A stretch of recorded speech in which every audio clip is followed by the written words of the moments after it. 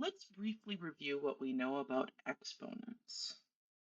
For positive integers, the exponential expression b to the power p is defined as b times b times b, where we multiply p copies of the number b.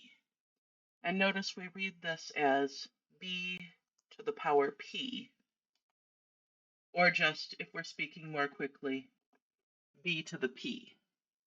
In this expression, the number b is called the base, and the number p is called the exponent.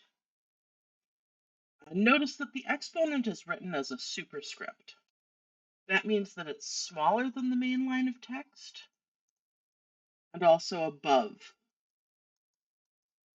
the main line of text.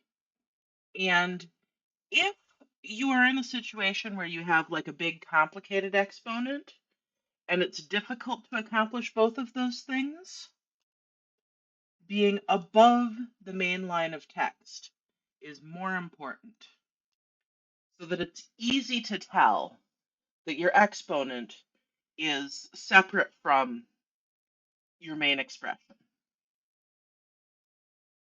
So just to practice with these terms and definitions, let's take a look at a quick example of an exponential expression.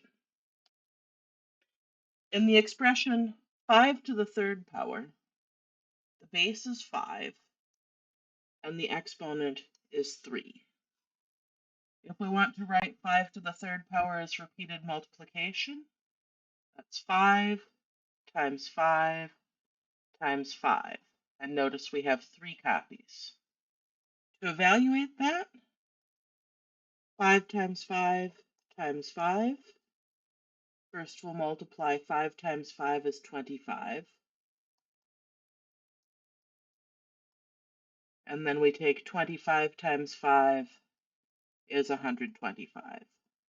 And of course you could write out that long multiplication, or you could use a calculator to find 5 times 25.